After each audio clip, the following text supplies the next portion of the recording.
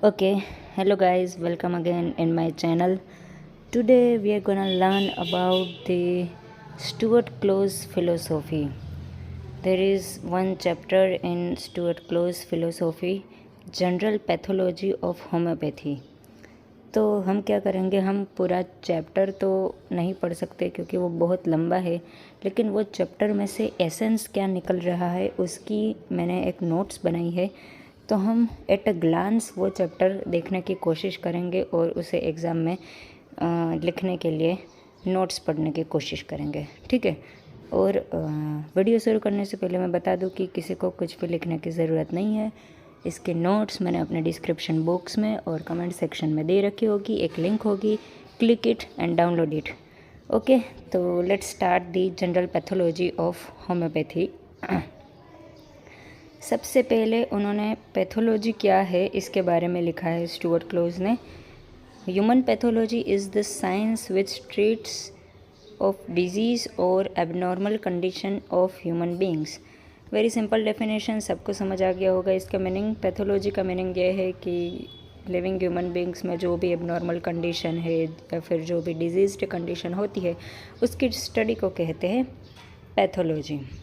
अब उसमें उन्होंने दो डिवीज़न दिए हुए हैं, एक है जनरल पैथोलॉजी और एक है स्पेशल पैथोलॉजी। तो होम्योपैथी के कंसर्न में हमें जो देखनी है वो जनरल पैथोलॉजी देखनी होगी, जो हम आगे देखेंगे। लेकिन ये दो डिवीज़न किस किस के लिए है वो देख लेते हैं। स्पेशल पैथोलॉजी के भी फर्दर क्लासिफिकेशन होते हैं, medical pathology and surgical pathology. Medical pathology deals with the internal morbid condition and surgical pathology deals with the external condition. Very simple है ये मेडिकल पैथोलॉजी, जो इंटरनल मेडिकल डिजीज़ है जिसको medical management से sort out करते हैं, उसमें ये सब मेडिकल पैथोलॉजी पढ़नी होती है। और सर्जिकल पैथोलॉजी में एक्सटर्नल पैथोलॉजी यानी कि कुछ कंडीशन देख लेते हैं कि गैंग्रीन हो गया, एम्पुटेशन वाली कंडीशन होगी, फ्रैक्चर वाली कंडीशन हो गई, या फिर कोई ऐसी कंडीशन जिसकी डिजीज़ पैथोलॉजी बहुत एडवांस हो जाती है और फिर सर्जिकल रिमूवल होता है, तो वो सब सर्जिकल पैथोलॉजी में आएगा। अब जनरल पैथोलॉजी में क्या आएगा, that is very important. General pathology देखते हैं क्या लिखा है। It is the synthesis of the analysis made by special pathology, deals with principles, theories, explanation and classification of facts. मतलब कि यहाँ पे क्या कहा जा रहा है कि स्पेशल पैथोलॉजी में क्या होता है कि अलग अलग डिजीज़ कंडीशन को एक डिफरेंट तरीके से पढ़ा जाता है। स्पेशल पैथोलॉजी में पूरी की पूरी मतलब ह्यूमन ऑर्गेनिज्म के बारे में नहीं होता है। स्पेशल पैथोलॉजी मतलब कि अगर कोई जीआईटी गैस्ट्रोएंट्रोलॉजिस्ट है तो वो सिर्फ जीआईटी के डिजीज़ के बारे में पढ़ेगा। अगर वो स्पेशल पैथोलॉजी में कोई अगर पल्मोलॉजिस्ट है तो वो पल्मोनरी डिजीज़ के बारे में या रेस्पिरेटरी डिजीज़ के बारे में पढ़ेगा। तो ये सब स्पेशल पैथोलॉजी की क्लास है। और सभी स्पेशल पैथोलॉजी को अगर उसके नॉलेज को कंबाइन करे और उसके नॉलेज को एनालिसिस करे, यानी कि डिजीज़ कैसे होता है ये समझे। सब अलग अलग डिजीज़ के बारे में पढ़ तो लिया, लेकिन ये सब डिजीज़ में कॉमन क्या चीज़ है, किस वजह से ये सब डिजीज़ हो रहे हैं, उसका जो एनालिसिस और सिंथेसिस होता है उसे हम जनरल पैथोलॉजी बोलते हैं। यहाँ पे पूरे ह्यूमन ऑर्गेनिज्म के डिजीज़ की बात होगी। तो फिर से देखते हैं क्या लिखा है। It is the synthesis of analysis made by special pathology. ठीक है, स्पेशल पैथोलॉजी में जो जो एनालिसिस है उन सबको कंबाइन किया है, इसीलिए सिंथेसिस लिखा है। It deals with principles, theories, explanation and classification of facts. अभी सब एनालिसिस को कंबाइन करेंगे और फिर उनमें एक कॉमन प्रिंसिपल देंगे, थियोरीज देंगे और वही थियोरीज का एक्सप्लेनेशन देंगे, और फिर जो सारे फैक्ट्स और डेटा उन्होंने सिंथेसिस किए हैं, कंबाइन किए हैं, उसको क्लासीफाई करने की कोशिश करेंगे। तो ये है जनरल पैथोलॉजी के बारे में। फिर उन्होंने क्या पॉइंट लिखा था, डिफरेंसेस इन फिलोसॉफी। मतलब कि जो रेगुलर मेडिसिन है उनके ज़माने में, रेगुलर मेडिसिन मीन्स जो एलोपैथिक मेडिसिन है, कन्वेंशनल मेडिसिन है, उनके बारे में बात की गई है। तो उनकी जो फिलोसॉफी है, उनकी जो थॉट प्रोसेस है और हमारी होम्योपैथिक की जो थॉट प्रोसेस है, जो फिलोसॉफी है, उसमें क्या क्या डिफरेंसेस आते हैं ये उन्होंने समझाया है। Homeopathy differs with regular medicine in its interpretation and application of several fundamental principle of science. Science के जितने भी फंडामेंटल यानी कि बेसिक प्रिंसिपल्स हैं उनके इंटरप्रिटेशन और उनकी एप्लीकेशन, ये डिफरेंस आता है इस लेवल पे, इंटरप्रिटेशन के लेवल पे। वो लोग डिज़ीज़ को एक अलग तरीके से समझते हैं, हम डिज़ीज़ प्रोसेस को एक अलग तरीके से समझते हैं, तो इंटरप्रिटेशन का डिफरेंस आ जाता है। तो ये पॉइंट लिखा है उन्होंने। फिर आगे उन्होंने एक दो व्यू दिए हैं कि क्या क्या डिफरेंसेस आते हैं। तो उनके इंटरप्रिटेशन में मटेरियलिस्टिक स्टैंड पॉइंट आता है और हमारे इंटरप्रिटेशन में वाइटलिस्टिक स्टैंड पॉइंट आता है। तो सबसे पहले मटेरियलिस्टिक स्टैंड पॉइंट देखते हैं। मटेरियलिस्टिक स्टैंड पॉइंट में क्या है? Reduce all universal phenomena to matter and motion. मतलब कि यूनिवर्स में जो कुछ भी है वो सब मैटर और मोशन का है, जो हम देख सकते हैं, जो हम मेजर कर सकते हैं, उसके आगे और उसके परे उनके लिए कुछ नहीं है। Formulates system that deliberately ignore forces outside this parameters. मतलब कि फिर उनका इंटरप्रिटेशन मैटर और मोशन तक ही है, जहाँ हम जिस चीज़ को मेजर कर सकते हैं उस चीज़ तक ही उनका इंटरप्रिटेशन है। अब उसके ऊपर भी कोई फोर्सेस है, कोई एनर्जीज़ है, वहाँ पे उनका ध्यान जाएगा ही नहीं। तो उनकी जो सिस्टम होगी उसमें भी फोर्सेस या एनर्जीज़ को इग्नोर किया जाएगा, क्योंकि उनके पैरामीटर्स में ये फोर्सेस फिट नहीं बैठ रहे हैं। तो यही लिखा है, formulates system that deliberately ignore forces outside this parameters leading to inefficient और हार्मफुल मेडिकल प्रैक्टिस। और अगर वाइटलिस्टिक व्यू पॉइंट हम देखें तो वहाँ पे ये लिखा है कि views life and mind as a substantial objective entity roots in Hahnemann's doctrine of vital principle. मतलब कि ये कहा गया है कि अगर लाइफ और माइंड को देखें तो वो एक ऑब्जेक्टिव एंटिटीज़ है, लेकिन उसके पीछे उसके रूट्स कौन से है? उसकी रूट है वाइटल प्रिंसिपल। मतलब कि ये लाइफ और माइंड, ये जो कुछ भी है, ये वाइटल प्रिंसिपल्स से प्रोड्यूस हुआ है। अभी रूट मतलब कि देखो, कोई अगर ट्री होता है तो वो पहले बीज में से निकलता है, फिर धीरे धीरे पौधा बनता है, फिर ट्री बनता है। तो आप ऐसे समझ सकते हैं कि यहाँ पे जो बीज है वो वाइटल प्रिंसिपल है और उसके ऊपर हमारी लाइफ और हमारा माइंड और इवन हमारा पूरा यूनिवर्स जो है वो ट्री है।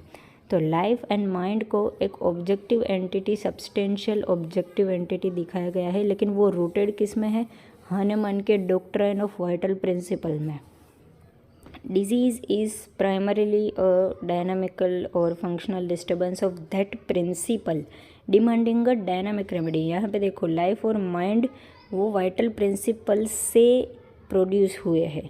तो डिजीज़ और जो भी सफरिंग होती है वो डायनामिक लेवल पे, वाइटल प्रिंसिपल के लेवल पे हो रही है, तो हमें उस लेवल की डायनामिक रेमेडी देनी होगी, तभी वो ठीक होगा।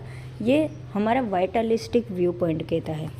तो ठीक है, ये पॉइंट हमने देख लिया कि डिफरेंसेस इन फिलोसॉफी। फिर 2 पॉइंट लिखने हैं, एक मटेरियलिस्टिक स्टैंड पॉइंट एंड एक वाइटलिस्टिक स्टैंड पॉइंट। आगे उन्होंने दिया है थियोरी ऑफ क्रोनिक डिजीज़, कैसे आया, हानेमन ने कैसे दिया, उनके बारे में लिखा है स्टुअर्ट क्लोज ने। Hahnemann reduced a great mass of unsystematized data to order by making a classification based upon general principle। मतलब कि हानेमन के टाइम पे अलग अलग थियरीज प्रिवेल कर रही थी, अलग अलग आइडियाज़ थे, मतलब टोटल केओस था, कोई एक क्लासिफिकेशन नहीं था, सबकी अलग अलग धारणाएं थी, अलग अलग थियरीज थी। तो वो केओस और सब फैक्ट्स, डेटा, उनको साथ मिलाकर एक क्लासीफाई करने का काम हानेमन ने किया। This generalisation based upon the existence of living specific infectious micro organism is the cause of true chronic disease. अब देखो, ये स्टेटमेंट, ये स्टुअर्ट क्लोज की फ़िलोसॉफ़ी अगर हम लिख रहे हैं तो ये लिविंग क्रिएचर वाला स्टेटमेंट हमें लिखना है और उसे हाईलाइट भी करना है, क्योंकि ये स्टुअर्ट क्लोज की अंडरस्टैंडिंग थी हानेमन की, जो ऑर्गेनॉन ऑफ मेडिसिन में जो भी स्टेटमेंट्स है, क्रोनिक डिजीज़ के बारे में।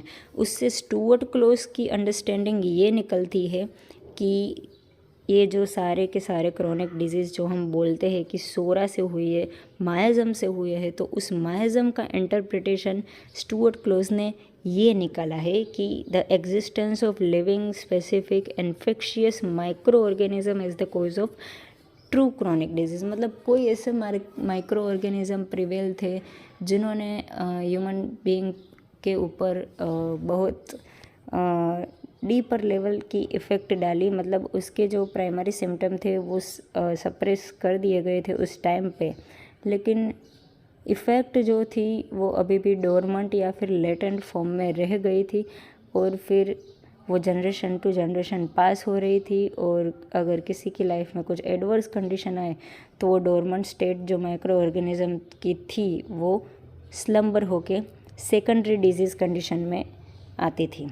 तो ये जो अंडरस्टैंडिंग है ये मैं नहीं कह रही हूँ, ये कंट्रोवर्शियल भी लगेगा, लेकिन ये स्टुअर्ट क्लॉस की फ़िलोसॉफ़ी है, तो इसमें यही अंडरस्टैंडिंग है। ठीक है, तो इस बारे में हमें लिखना है। लाइक क्यूवियर लाइक हनुमान, मतलब आगे स्टुअर्ट क्लॉस बताते हैं कि क्यूवियर भी एक बहुत बड़े इंसान थे जिन्होंने क्या किया था, reduced whole animal kingdom into 4 class. मतलब कि एनिमल किंगडम थे, अलग अलग टाइप के एनिमल थी, उनकी अलग अलग टाइप की स्पीसीज़ थी, लेकिन वहाँ पे भी फैक्ट्स और डेटा का एक्यूमुलेशन ज़्यादा हो गया था। तो क्यूवियर ने क्या किया था, पूरे के पूरे एनिमल किंगडम को 4 क्लास में डिवाइड किया था, vertebrate, mollusc, articulates and radiates. तो सेम इसी तरह हानेमन ने भी क्रोनिक डिजीज़ के 4 क्लासेस लाए हैं, ऑक्यूपेशनल और drug disease, psora, sycosis and syphilis. तो ये क्यूवियर वाला पॉइंट भी लिखना, क्योंकि स्टुअर्ट क्लॉस ने ये क्यूवियर से कंपेयर किया है हानेमन को। ठीक है, तो इसलिए ये पॉइंट लिखना ताकि एग्जामिनर को भी पता चले कि आपने फ़िलोसॉफ़ी पढ़ी है। अभी देखो, ऑक्यूपेशनल डिजीज़ के मतलब क्या निकल सकते हैं, caused by the unsanitary dwellings, exposure to fumes, chemicals, यानी कि जो ऑर्गन में हमने पढ़ा था ना मेंटेनिंग कोज, उसके जैसा हम सोच सकते हैं कि अगर डेली बेसिस पे कुछ एक्सपोज़र होता है कुछ हार्मफुल केमिकल्स, या फिर अगर डेली बेसिस पे हमें सैनिटाइजेशन या अनहाइजेनिक कंडीशन देखने को मिलती है, तो उसके कारण अगर कोई डिजीज़ होता है तो वो ऑक्यूपेशनल डिजीज़ में आएगा। Then second disease syphilis. Hahnemann direct psora के थियरी पे नहीं आ गए थे। जब क्रोनिक डिजीज़ उन्होंने इन्वेस्टिगेट चालू किया तब सबसे पहले सिफिलिस, साइकोसिस के बारे में पता चला कि कुछ ऐसे वेनेरियल टाइप के डिजीज़ है जिसके सिम्टम सप्रेस हो गए हैं, और उसके बाद सेकेंडरी सिम्टम्स आए हैं। और उसके बाद जो एक बहुत बड़ा क्लास रह जाता है क्रोनिक डिजीज़ का, वो किसकी वजह से हो रहा है, तो वो सोरा की वजह से हो रहा है। तो सबसे पहले सिफिलिस है, the venereal disease recognised as the fundamental cause of large number of symptoms and complicating factor in many disease. देखा, सिफिलिस के भी बहुत सारे सिम्टम्स है और बहुत सारे डिजीज़ में वो कॉम्प्लिकेशन करवाता है, लेकिन ये वेनेरियल टाइप का डिजीज़ है। और सिफिलिस तो बहुत वेल नोन था उस टाइम पे। वेल नोन कौन सा नहीं था, sycosis, which is a gonorrhoea. Hanuman's mind detects its relation to many evil consequences following suppression of the primary discharge by local treatment, known as Figuart disease, Condylomata, Ficus merisca, Artix and Warts. मतलब कि syphilis के अलावा भी कुछ ऐसे venereal disease के एक थोड़े बहुत सिम्टम्स या फिर इविल कॉन्सिक्वेंसेस बच जाते थे कुछ पेशेंट में। तो हानेमान के माइंड ने ये डिटेक्ट किया कि सिफिलिस के अलावा भी कोई एक वेनेरियल डिजीज़ है जो कि है साइकोसिस। ठीक है, तो देखो हमने ये 4 क्लासेस के बारे में लिखा, फिर उसके बारे में थोड़ा थोड़ा लिखना है। 4th is Sora, it is man. Hanuman's search directed to the discovery of the fundamental cause of non-venereal disease. अभी देखो, अभी नॉन वेनेरियल डिजीज़ के इन्वेस्टिगेशन में हनुमान की जो सर्चिंग प्रोसेस है वो चालू हो गई है। He arrived at one primary cause, psora. तो ठीक है, ये हमने ये पॉइंट देख लिया कि लाइक क्यूवियर लाइक हनुमान लिखना है, और क्यूवियर के 4 क्लासेस है, वैसे ही हनुमान ने भी 4 क्लास दिए है और चारों क्लास के बारे में थोड़ा थोड़ा लिखना है। फिर स्टुअर्ट क्लोज रिलेट करते हैं बैक्टीरियोलॉजी और होम्योपैथी को, मतलब बैक्टीरियोलॉजी के जो कंसेप्ट है उसे होम्योपैथी के कंसेप्ट से कंपेयर करने की कोशिश करते हैं। तो क्या लिखते हैं सबसे पहले, modern bacteriologist science research on the nature and causes of disease, prophylaxis, sanitation and hygiene but failed in cure of this disease.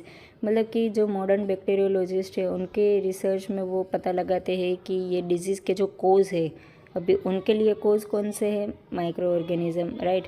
तो वो माइक्रो ऑर्गेनिज़म के नेचर और उसके जो भी इर्द गिर्द उसकी चीज़ें आती है उस पे ही वो रिसर्च करते हैं और उसको समझने की कोशिश करते हैं, और फिर क्या क्या प्रोफाइलेक्सिस लिए जा सकते हैं, क्या क्या सैनिटेशन प्रोसेस, क्या क्या हाइजीन प्रोसेस ली जा सकती है कि ये माइक्रो ऑर्गेनिज़म से हमारे शरीर को कोई तकलीफ़ ना हो। लेकिन वो इस डिज़ीज़ को क्योर नहीं कर पा रहे हैं, यानी कि वो प्रोफाइलेक्टिक चीज़ें ढूंढ रहे हैं। लेकिन अगर कोई माइक्रो ऑर्गेनिज़म हमारी बॉडी में आ गया और उसने हमारी बॉडी में डिजीज़ प्रोसेस चालू किया, तो फिर कम्प्लीटली परमानेंट क्योर किस तरीके से किया जाए इसके बारे में फेल हो गए हैं। Modern medicine denies the homeopathic cures and the principle. मतलब कि ये एक मतलब जो मॉडर्न मेडिसिन है वो होम्योपैथी के जो भी रूल्स और प्रिंसिपल्स हैं उनको फॉलो नहीं करती है।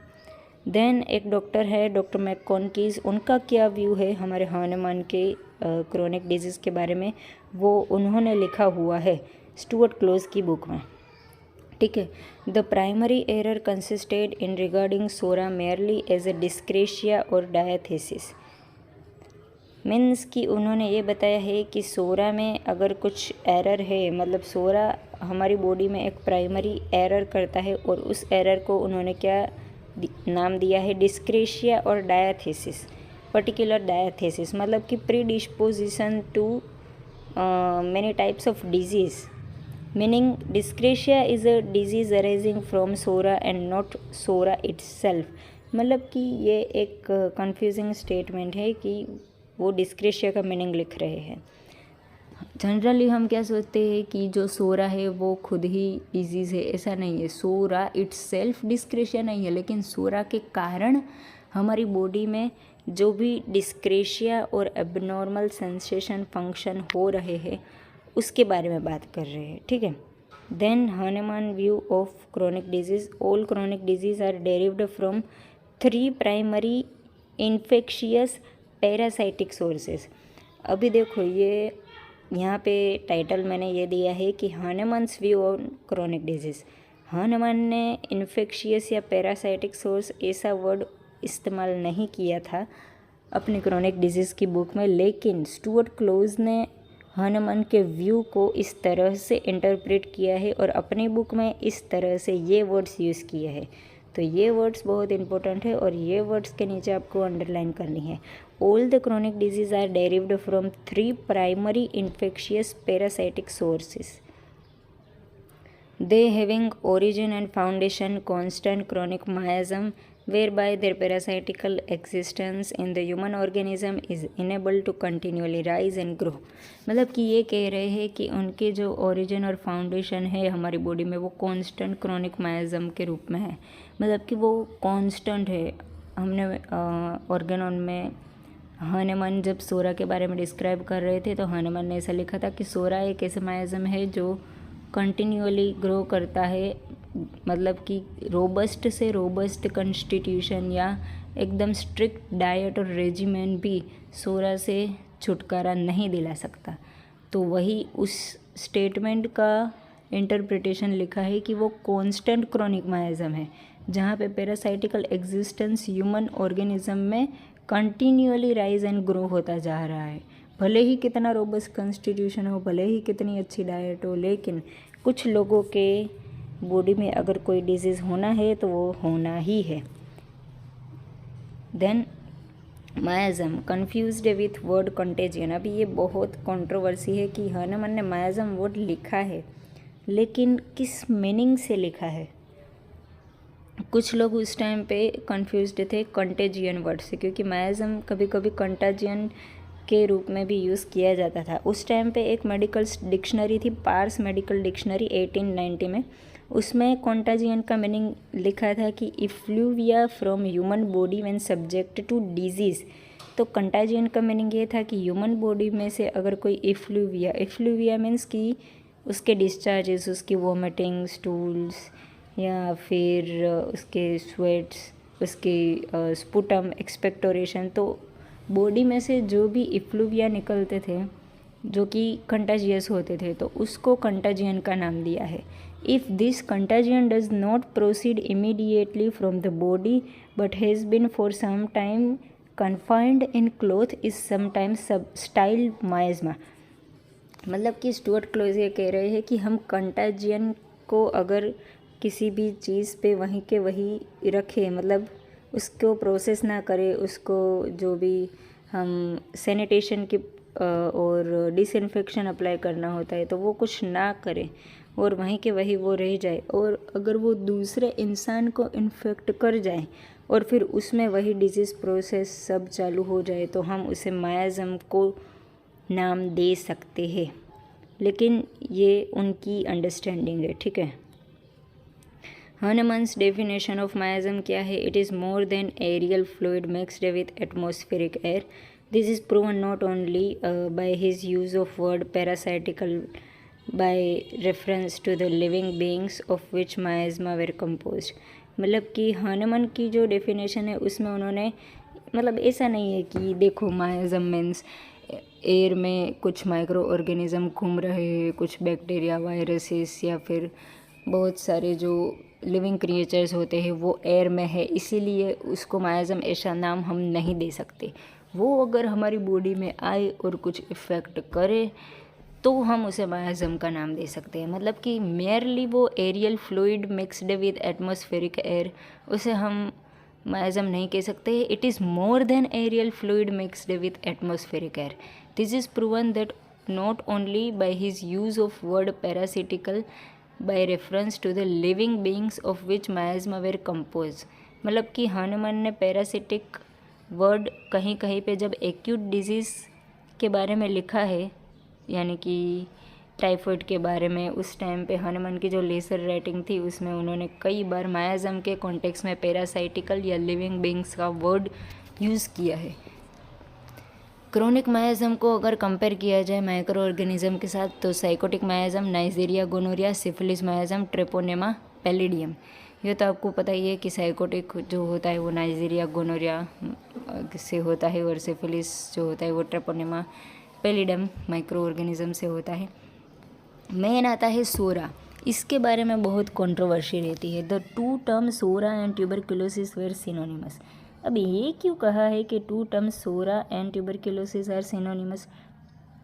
बिकॉज आपको पता होगा कि सोरा का जो प्राइमरी मैनिफेस्टेशन है उसको लेप्रेसी का नाम दिया है कुछ लोगों ने, और हानेमन ने भी कई कई जगह पे लिखा है लेप्रेसी सोरा का primary manifestation.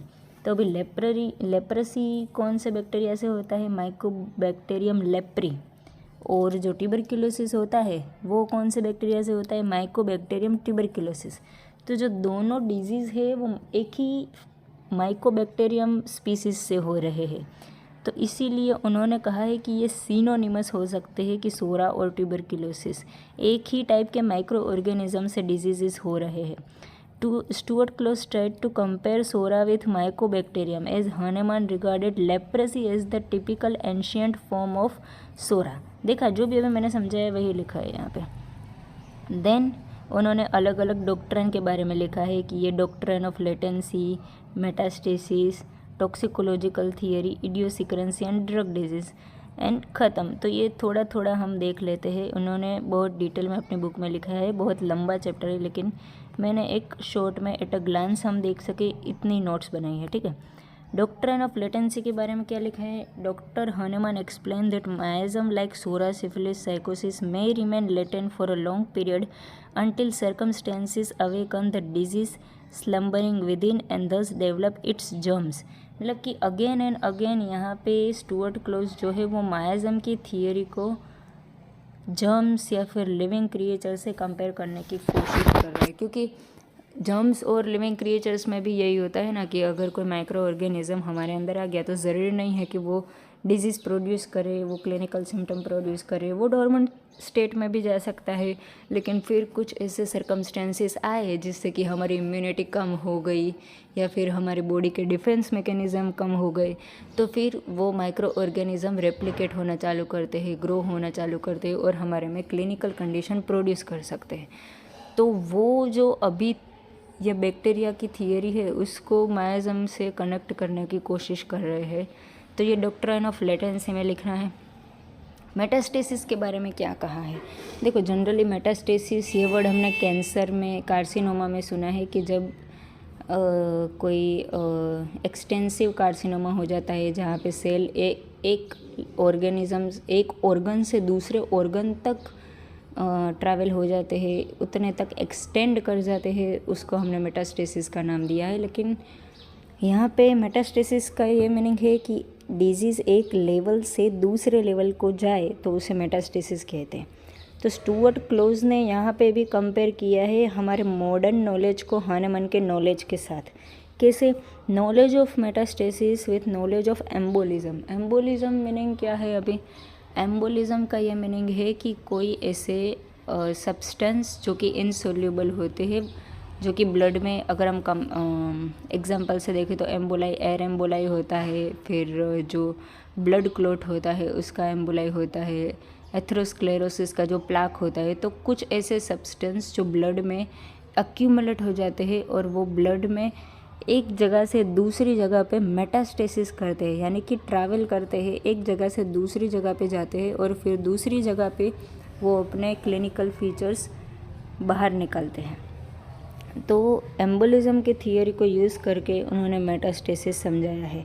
The infectious parasite primary and typical micro organism of the psora is derived from skin by local treatment to deeper tissue and organs through capillaries, lymphatic, glandular and nervous system। Means कि जो सोरा के जो infectious और parasitic micro organism है उससे हमें पहले skin condition होगी प्राइमरी मैनिफेस्टेशन से, लेकिन अगर हम उसे सप्रेस करेंगे तो उसके जो माइक्रो ऑर्गेनिज्म है, जो इन्फेक्शियस पैरासाइट्स है, वो हमारी बॉडी के आउटर लेयर से इनर लेयर में मेटास्टेसिस हो जाएंगे।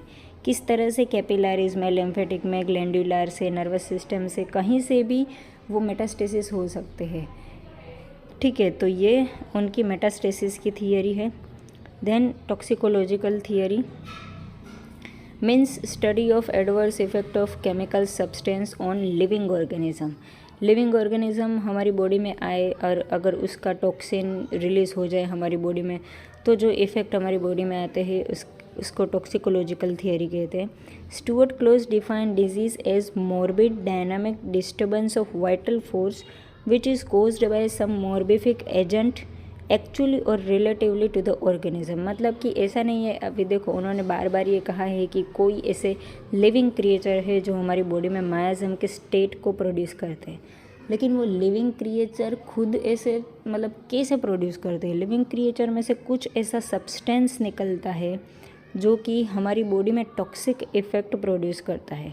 ठीक है, तो ये है ऑर्गेनिज्म। यहाँ पे देखो ये लिखा है सम मोर्बिफिक एजेंट एक्चुअली और रिलेटिवली टू द ऑर्गेनिज्म। तो अब ये माइक्रो ऑर्गेनिज्म क्या करते हैं? Micro organism produce their effect in living body by poison which they secrete. मतलब कि कुछ तो ऐसा पॉइजन वो सीक्रेट कर रहे हैं जिसकी वजह से हमारी बॉडी के ऊपर टॉक्सिकोलॉजिकल इफेक्ट आ रही है।